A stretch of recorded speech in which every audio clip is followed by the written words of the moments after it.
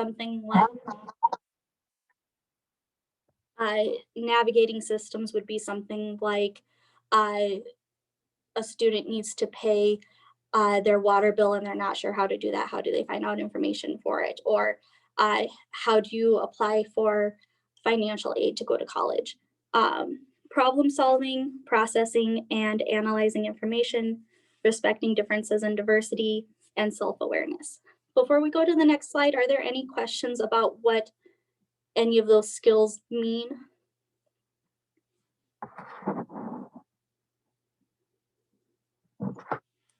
Okay, we can go on to the next one then. I'm really briefly going to talk about the topics and approaches. I almost didn't include this in here because I don't want to give you too much information, but I know some of you have already seen some of these things. So TSTM teaches you how to integrate those skills into your lessons, but they also have a series of pre-made lessons that you can use and you can adapt to your classrooms.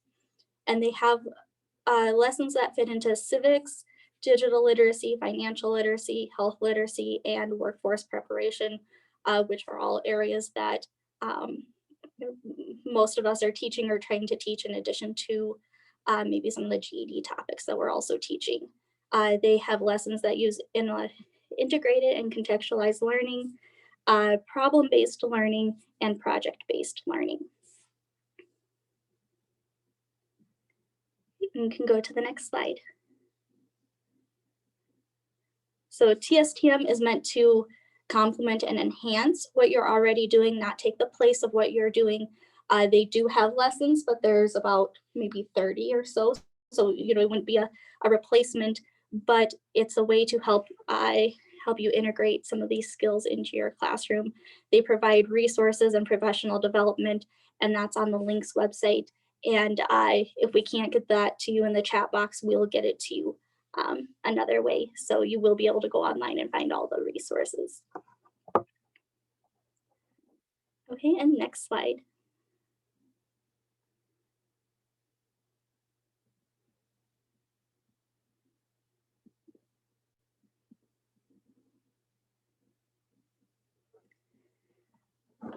Like I said, you're not going to feel like an expert on TSTM, or you might not feel like you're ready to integrate it into your classroom after the 2 trainings that we have today. But we will be doing a series of T3 trainings. So that's the 3rd Thursday. Technology training is what that stands for, is once a month. And for those of you who are in corrections, TSTM just had their national virtual conference and had a section on teaching TSTM in corrections that was led by, I think they had 4 or 5 teachers who are using TSTM in their setting, and talking about how they use it using different, no technology, things like that. I can't put the link in the chat box right now, but if you send me an email or let me know in the chat box, I can send that information to you after the training. Nikita, if you just give that information to me, I can post it up on our website. Perfect, that works even better. So I just wanted to start by saying that every single lesson that's in the Teaching Skills That Matter website is actually really thoughtfully linked to the College and Career Readiness Standards and the English Language Proficiency Standards. And so it's nice because you can take a look at gaining the absolute most out of every lesson, because the lessons are meant to integrate 4 or 5 really great critical thinking skills across multiple areas and topics. And so when I created my showcase, I was really looking at a broad overview. So this is kind of a broad overview of what I learned during Teaching Skills That Matter. Skills That Matter is an extension to me of an idea that I explored for about the last 10 years. I took a class called Multiple Intelligences and Differentiated Instruction, and that class really taught me to take a look at students as experts in with a lot of life experience behind them and build materials that were authentic to them, and then assist them in a collaborative process that would allow them to produce a product. And to me, teaching skills that matter is very much added on to this idea in the fact that we're going to try to make sure that these students get very specific skills in financial reasoning, health care kinds of questions, civics kinds of questions. And all of these things are so timely and could be so community-based. There's a lot of things happening in our world that students will find very tied into this idea. I like the lessons, eating on a budget and building our water cycle. If I have a problem that I need, or a project that I need to get done, and it's important to me, I get it done. And I have to find a solution to do it. And once I find it, I get it done. I appreciate that the problem and project-based learning. I've gotten to gain skills that are hands-on, recognized by experiences, and are practical and useful to me. Teaching skills that matter really took a look at student strengths and allows us to use lesson plans that go along the line of aspiring and allow students to produce products that are appreciated by their peers and other people. And it's so interdisciplinary that they will have a lot of ability to apply these same critical thinking skills as they move into the workforce.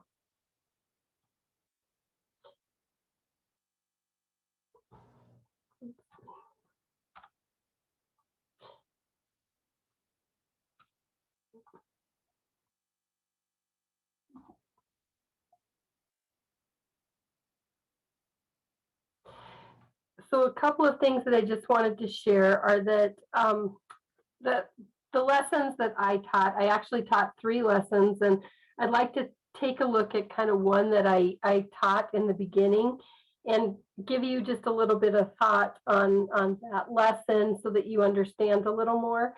And so definitely I used one called The Cost of Smoking, and I chose it because I had several students who were complaining about the amount of money that they spent using tobacco.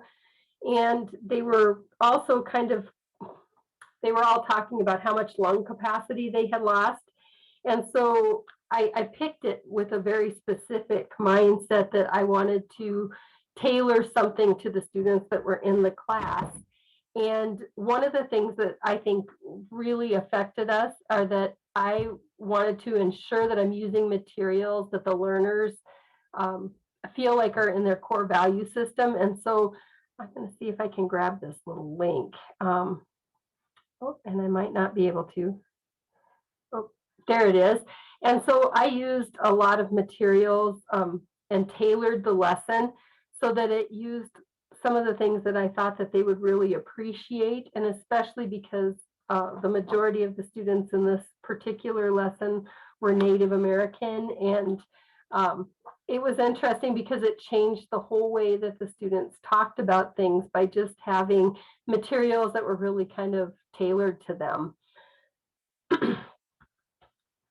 I also really like the lessons because it helped us to think about communicating effectively, using critical thinking skills, and how we were going to process all of the intrinsic costs and then the actual monetary costs of that lesson as well. The one thing I learned in the very first lesson plan is if you are really tacked to the fidelity of the lesson plan, it's not going to fit your students. And so they really do have ways that you can kind of facilitate or change it to fit the learners that you have. And I did give, let's see if I can get back here.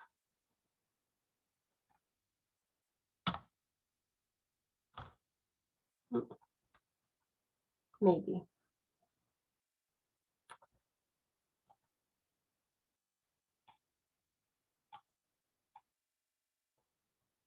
Oh, I stopped sharing my screen. So let me see if I can get that up again real quick.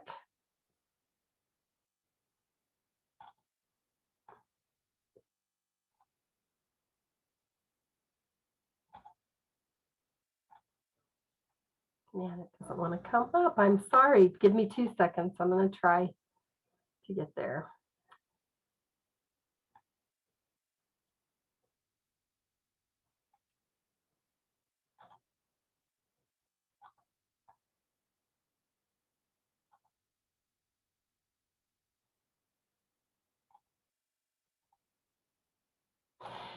So I'm going to pass this on to Nikita while I'm pulling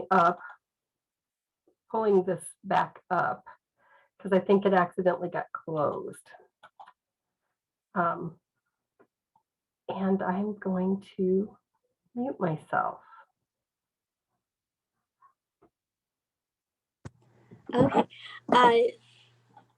In a little bit, we'll watch my video that I made as the closing project. But I'm going to tell you a little bit about the lesson that I used from the TSTM toolkit in my classroom and how it really worked much better than I knew it would work fine, but it ended up working great. So the lesson was the Flint water crisis.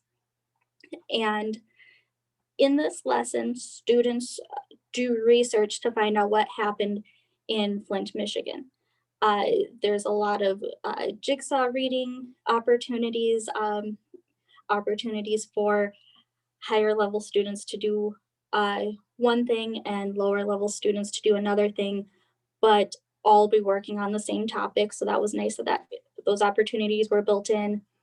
The end product, if you were teaching this in a traditional classroom, would be in an infographic.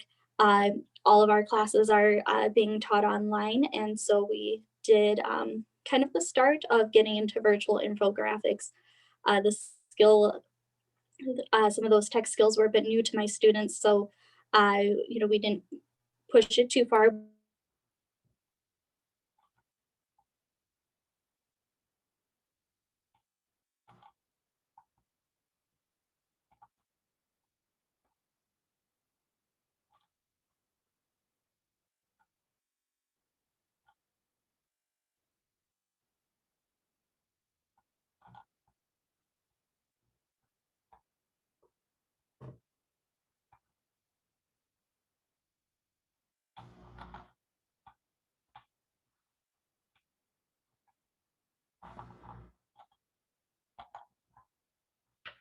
I am going to play Nikita's session here.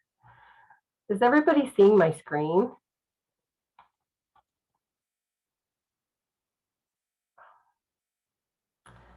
Oh boy. We do now. Okay, perfect. Thank you for responding because I wasn't sure.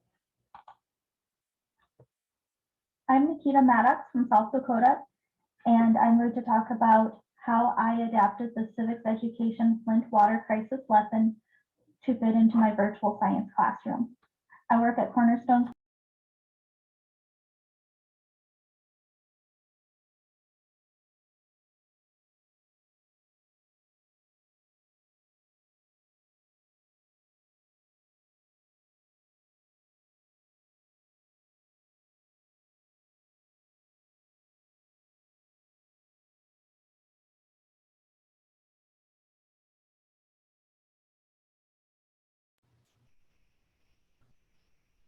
Ladies, if you're talking, we're not hearing you.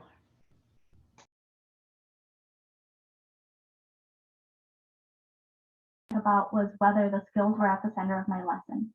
Because this was a virtual classroom, it would have been easy to gloss over the skills and focus more on the Should I content. start that back?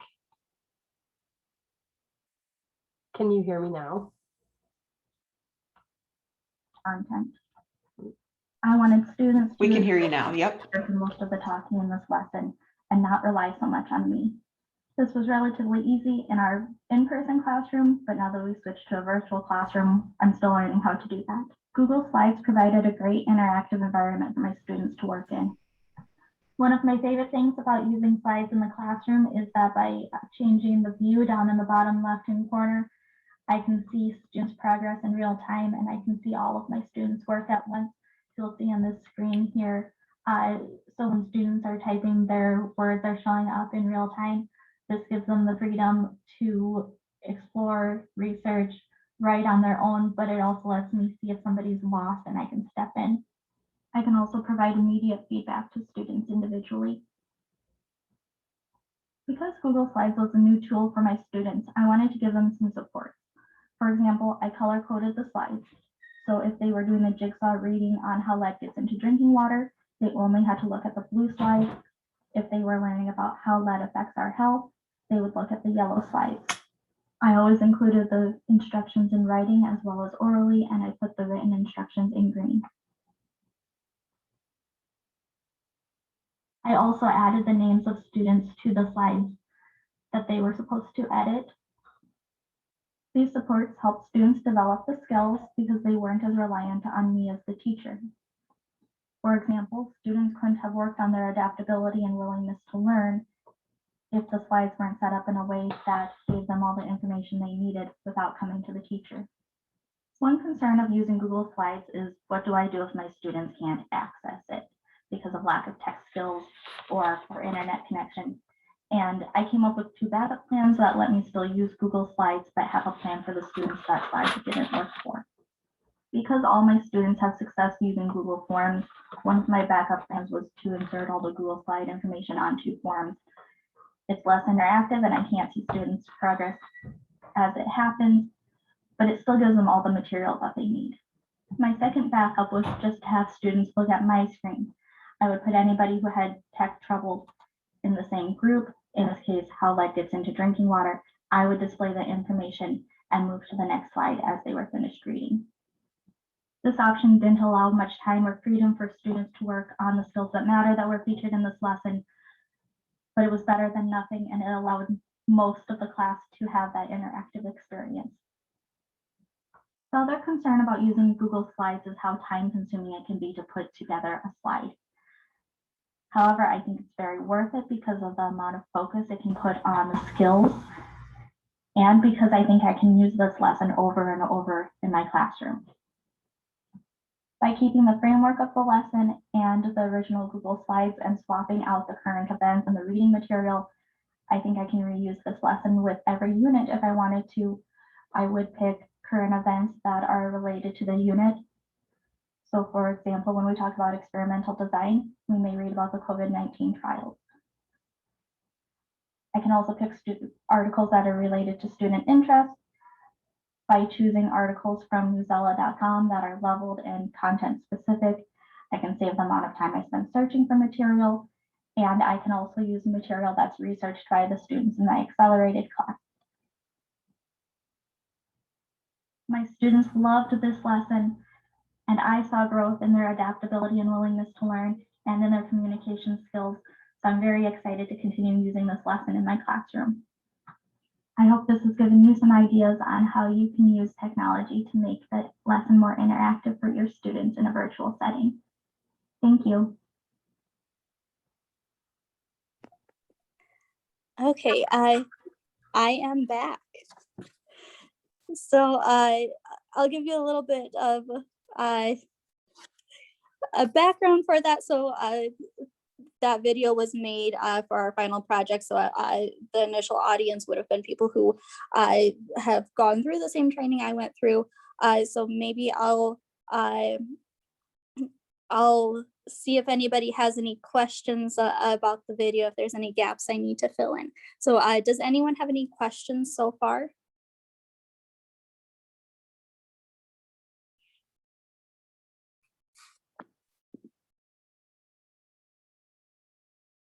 Okay, if you think of a question, throw it in the chat box or interrupt me, either one works.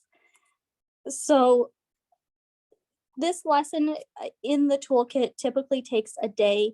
I spent a whole week on it and actually kind of built it into almost a month's worth of material because we worked on it a little bit at a time. One of the things I was really worried about with TSTM was whether my students were going to buy into it. Especially I have an accelerated class. Those students are there to learn science, math, reading, and social studies. as fast as they can so they can go take the test. And usually students are only in that class for a few months before they're ready to test. And I wasn't sure if there would be the buy-in of, yes, I want to do some of these other things that may seem unrelated. And even though we all know how important they are, that's not always why our students are coming to us. But my students, even in the accelerated class, responded very well to it. The kind of critical thinking, the independence that it took really pushed my students, and I think they enjoyed it. The big win for me with this is that it was a way for me to make my students more independent in an online class. So, when we began teaching online, it was a lot of kind of simple activities. I'm going to explain this. We're going to talk. You can tell me your answers, but there wasn't a lot of room for projects and things like that, where the students are doing things independent of me. And TSTM was a really good kind of push to find ways to incorporate that into an online classroom. So I really appreciated the kind of the independence and the active learning that TSTM brings to lessons. And the nice thing with this Flint water crisis lesson is you could easily keep the framework and swap out the reading material to go with any lesson that you're doing. So, for example, we learned about vaccines, and that was right when the COVID vaccines were being tested. So we read articles about that. So the lessons, I think, are repeatable. They have students learn actively, and they make students a little more independent in the classroom. I think that's it for me for this part, unless anyone has any questions. But otherwise, I'll turn it back to Steph.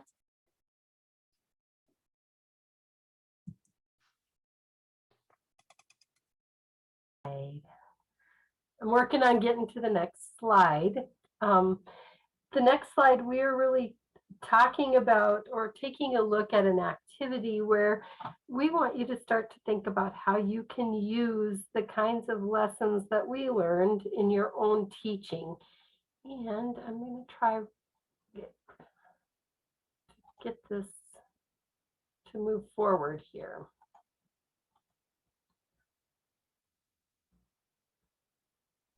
While Steph's doing that, I can go ahead and just talk a little bit about the activity that we're going to be doing, and then the slide will have that information written out. But we are going to do some breakout discussions where you're going to look at the skills. We know you haven't looked at the lessons yet, but we have the list of skills. Oh, yep, here it is. The skills are on the left side of the screen, and we just want you to do some brainstorming of some times where you've intentionally worked on these skills in your classroom, and discuss it in your breakout room. Talk about, did you have an end product, or was there a way that that you knew that your students had mastered those skills? So are we able to break us up into breakout rooms?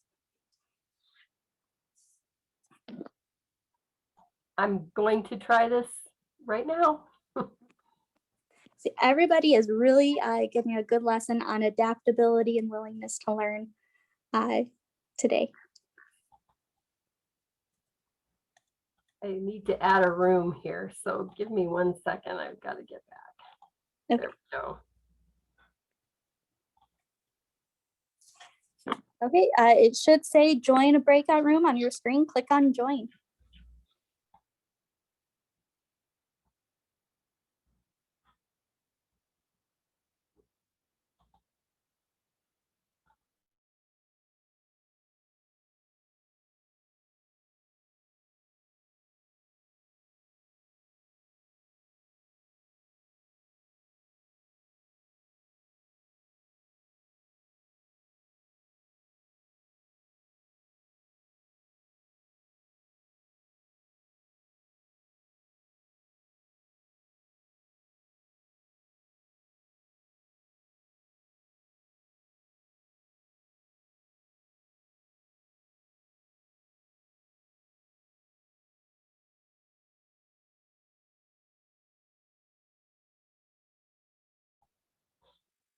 All right, we are going to try this one more time.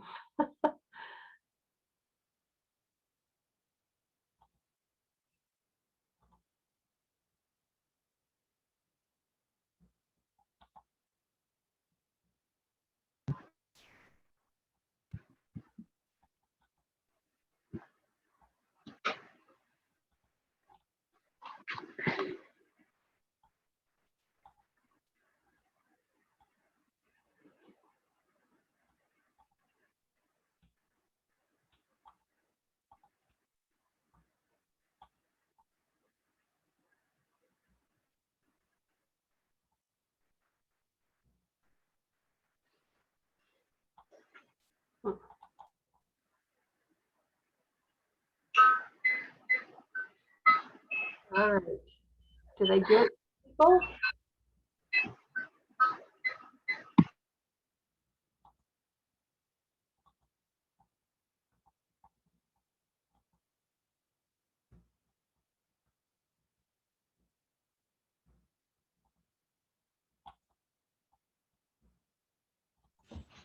Man.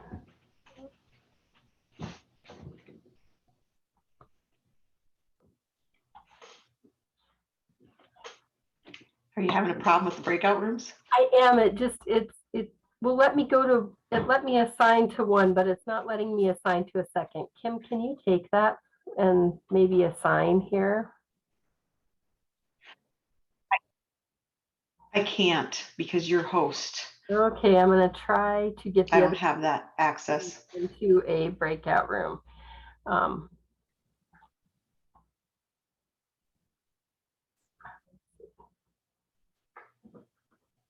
Oh, the unassigned people. I can get them into room. I guess I can turn it into room 3. Do you have some people already in a breakout room?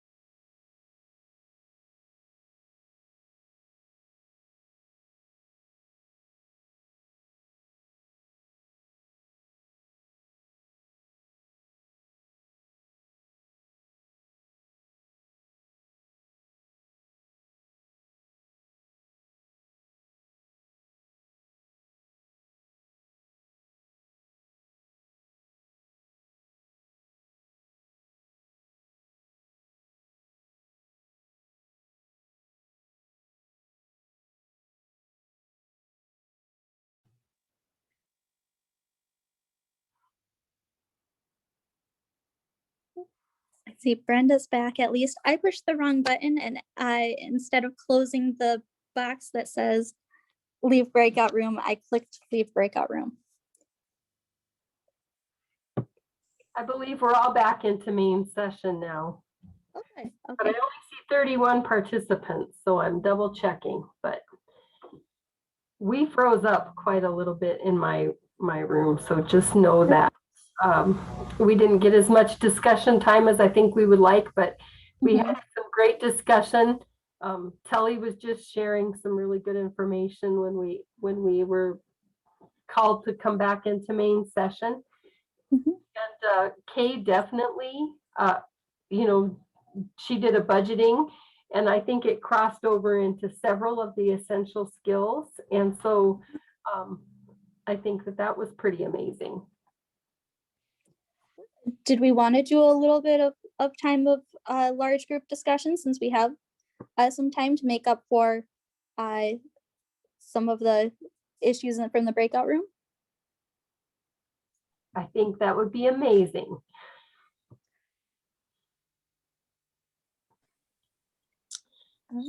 I have used, and this is a lot more elementary, but it seems like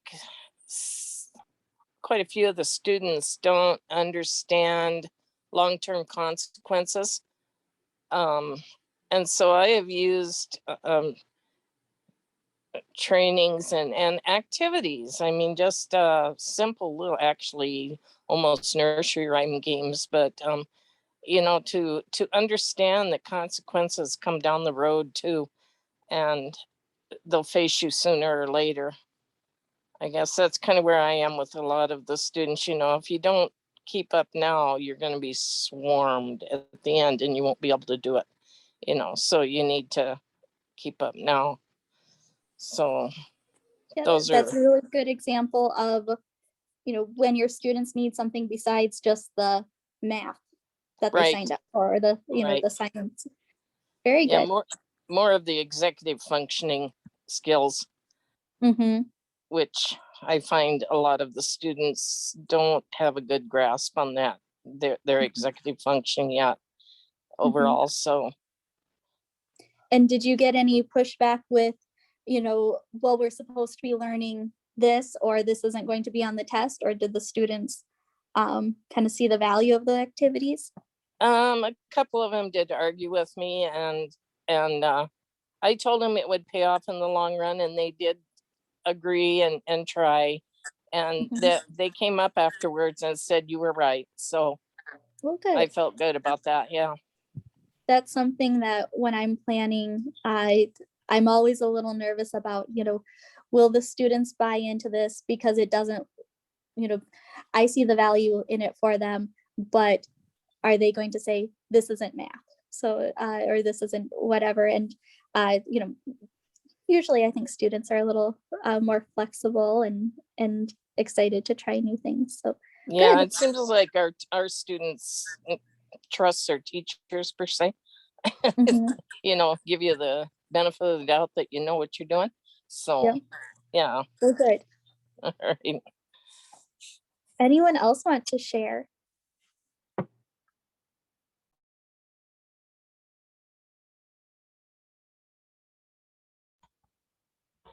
You know, I was just going to share that I watched Rhonda Leno with it was a transitions class from ESL into GED, and she teaches a lot of civic skills in every class, and it happened to be a social studies where she taught a lot of civics kinds of things. And what I appreciated there was that she taught multiple things. She taught respecting diversity and difference.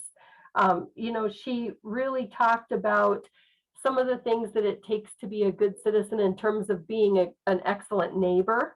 And I watched student buy-in. And so in terms of knowing that the students had mastered the skill, you know, they were all talking about being good neighbors and what it takes to communicate to your neighbor in terms of, you know, property, like, boy, your branch is on my side and we need to clean up this. And so I thought that that was an excellent lesson. Yeah, that's great because that's something I would have never thought about. You know, there's kind of the key things that we say, oh, students need to know this and this and this. And then there's things that I think I come across and I thought, how do you learn this? So that sounds like a really interesting lesson. Does anybody else have one they want to share? Steph, I think that's a great example. Did you, is that more communication? Would you say that's even maybe navigating systems? I'd be curious to hear some from my perspective within the bureaucracy. Any insight into navigating systems and how you've evaluated that or confirmed as we talk about making referrals and partner programs and co-enrollment and filling gaps and social services and everything? You know, I was interested in that myself after Rhonda's lesson, and what I thought was interesting is the beginning of the very next class. She was really excellent about talking to them about what they could do at City Hall and what they could do, you know, like to call in and tell where the pothole was, and that to me is navigating systems as well.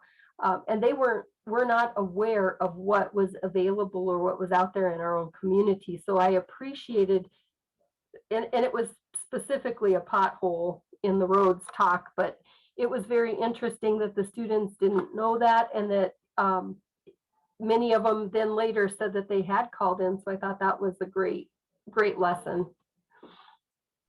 We did something similar with navigating systems in the city with the Flint water crisis lesson. At the end, we went I'm in Yankton, so we went to the Yankton City website to figure out if you had questions about the water quality, where would you go, or where can you go to read the drinking water reports? Who do you contact about that? And I think city websites are great because they're all somewhat similar. So even though my students were in different towns, they could see the Yankton example and then navigate the website for their own community. And cities have a lot of departments and a lot of programs. So it's also a little more of a complicated website because you have to know, you know, here in the list of services, where do I go to find that drinking water report?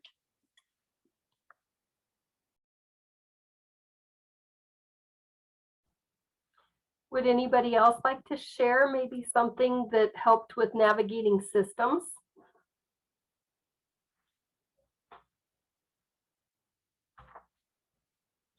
Or a way that they could get, I guess, the biggest bang for your buck, because really what you're looking at is how can I incorporate as many of the 9 essential skills as I can, and you know, get that lesson to pop for the students, make them become engaged.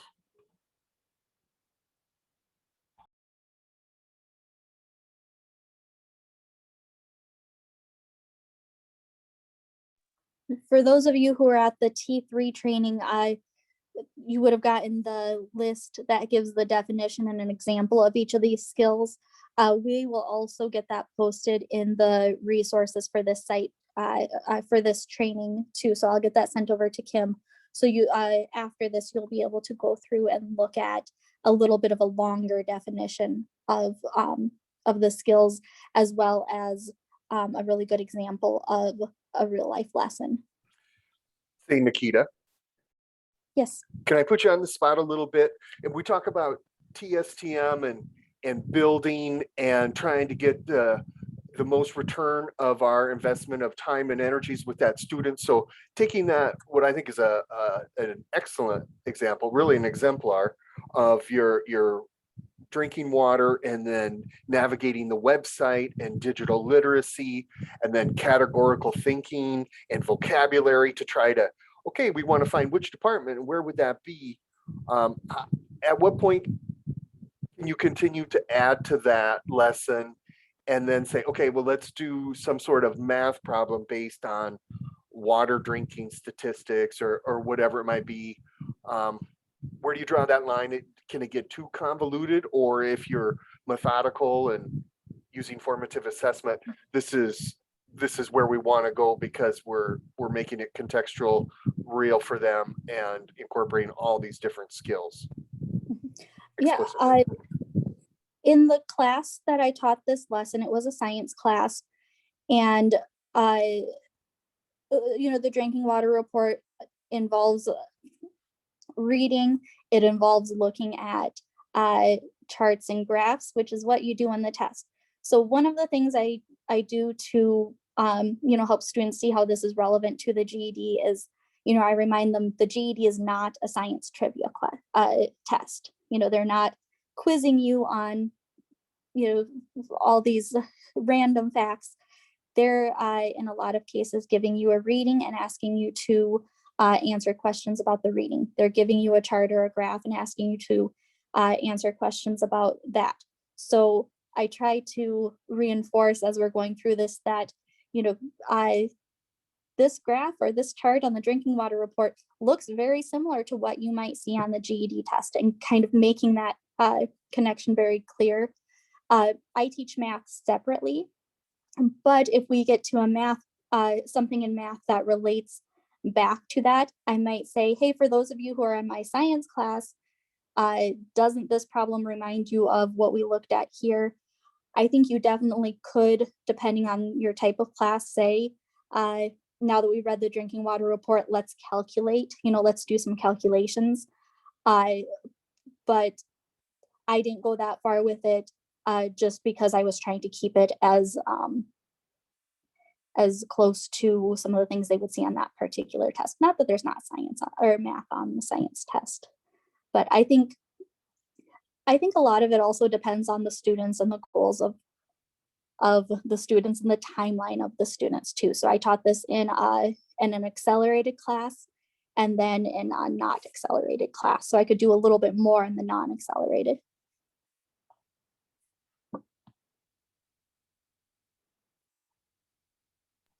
Not to put Telly on the spot, but I thought his statements resonated with me in terms of taking out any kind of judgment. And so I would like to hear a little more about what Telly does in that classroom setting, because I think that anytime that we can kind of help people feel comfortable and create rapport in a classroom, it's really intuitive that they're going to get more out of it. Yeah, this is it's like John was stating, kind of a blend, because we're tasked with teaching some cognitive transformative coursework along with GED. And I think students, I make mistakes up at the board when I'm teaching. And I used to be afraid of that back in the day, feel uncomfortable about it. And then when I switched my own mentality to the idea that it was probably good for me to do that, and sometimes I do it on purpose now to see if the guys will catch the mistake that I make. And that is a way for me to reinforce the idea that of what I was saying in the chat, the idea that there's no right or wrong answer, which sounds weird in the context of a math problem or test. But what we're really trying to do is like I said, cleanse these guys or whoever you're working with, get out of that negative mental state and create the room, because it doesn't matter what I put up on the board or hand out to them, whatever it is, if their mind is cluttered with negative self-talk and ideas, there's no space for the quadratic equation or anything else. So I was talking to Nick in Singular chat forum the other day. Sometimes I get away from things like this, and this training specifically, the last couple of days here has got me invigorated to kind of reincorporate more of this in my classroom time, because we have them every day. So we have the luxury to push this a little bit, maybe more so than other folks.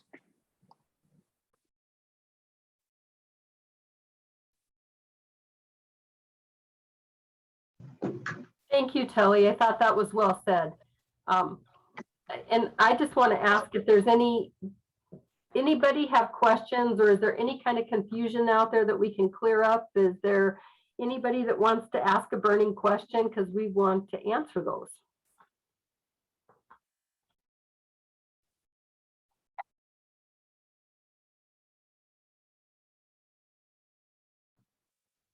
And there's no silly questions. You know, we're taking what's been almost 9 months of training, you know, and several full day trainings, and trying to condense it into an hour. So if you if you feel like a piece is missing, or you're really lost on something, you know, please ask. The I like the I understand the skills pretty well. I think where I would need a lot of work is the 5 areas, the contextualization, if you will. Can anybody speak on, I mean, So I are you guess, talking about like how to incorporate that into digital literacy? right, those civics 5 education, areas? Mhm. yeah, financial literacy, health literacy. And I guess I maybe think- why are those the 5 topic areas? I guess maybe is a better question. You know, we can probably get, Stephanie, do you have a good answer for that? Of how they got to those 5 areas? I believe that what research was showing that adults lack skills in those areas in general. And so the idea is if we touch on those core areas using the 9 essential skills, we'll get more out of the lessons. And they did quite a lot of research. There was a huge push by links, and I'll put the links site back into the chat if I can. And I know on the website they would have kind of a better answer of your, not a, Stephanie's answer was very good, but a more in-depth answer of you know, the kind of research they did.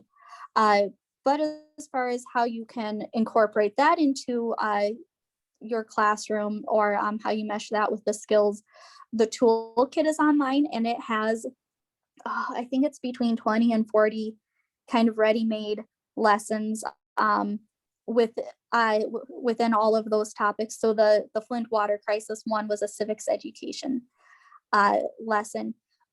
And the thing that I like about some of the lessons that I used was, you know, even though they only have 20 or 40 lessons, you know, each lesson was taking me about a week. You know, at a certain point, you go through all the lessons. But you can take the framework and swap out the specific information. So this was a civics lesson that was essentially about researching a news story and seeing how government, local government played a role, or what the role of local government is. You could sub in other topics. Same thing with some of the other things. It will, Steph did the one on the cost of smoking. There was another teacher who took that, but instead of smoking, I can't remember what they did. They did the cost of something else that was relevant to their students. So there's a finite number of lessons, but you can reuse and adapt the lessons. So I don't know if that answers your question. Yeah, there's room for creativity to with content. The structure is provided. Yep. That's good. And you don't have to use their lessons either. You know, you can take kind of the idea of, I'm going to be more intentional about including these skills. And in the next section, we'll actually show, I'm going to pull up one of my math lessons and talk about, you know, here's how I would beef up the lesson from just a math book to include some of those skills. So you can use their lessons, you can use your lessons, and just incorporate or be more intentional about some of those skills. Very well, thank you. I think one nice thing too, just to point out, and in the next session, I'll show you some of the two of the lesson plans that are already created. And you'll see that they kind of have how can you adjust this for different levels in a classroom. And I appreciated that piece because I do think customizing it is really imperative. Yep, I agree. There's a lot of things that I did with the lesson to make it fit for that group of students that I had, and I would probably do something different with a different group of students. So, you shouldn't go into it feeling like if I'm going to use one of these lessons, I have to do it exactly as is. You can pull out what works for your students. But I challenge you not to drop something because you think it might be difficult to do, especially if you're an online teacher, because that's something that I know I was doing more in the beginning, and now I'm starting to see, hey, maybe I shouldn't drop that part because that's where the skill is, or that's where kind of the important part is. So I need to figure out how to include that in my lesson. Say, forgive me if you've addressed this already. I've been back and forth between the ESL and this session. But in the chat, I asked more about assessments, and maybe Steph, you're going to get to that in that sample lesson plan. I link there, formative and more comprehensive assessments. But now to really all of you, I'm wondering, what are your thoughts? Does it depend on the demographics of the class and the goals of the class? For our subject matter experts, the TSTM, what are the initiatives, recommendations in terms of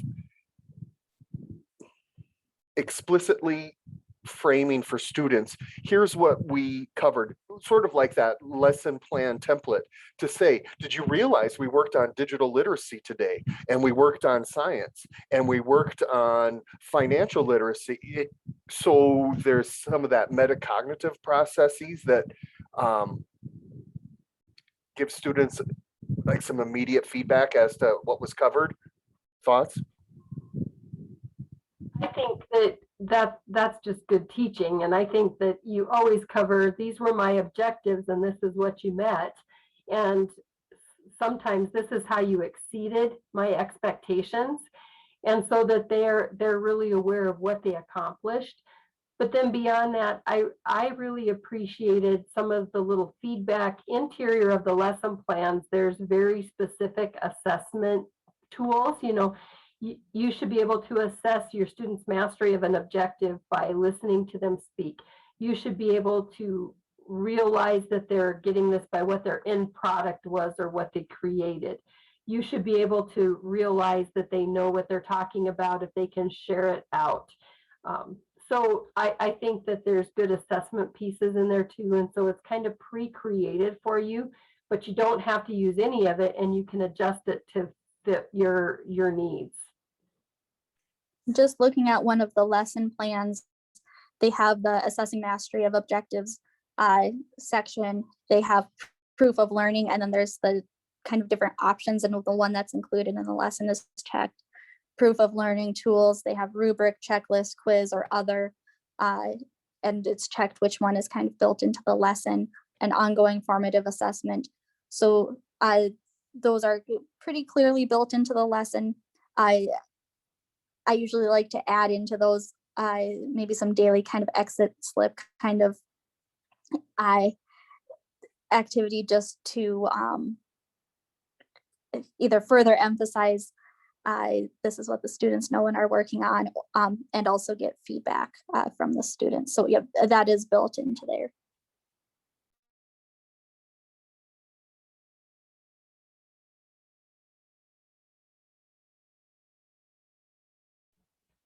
Any other burning questions, because our time is dwindling?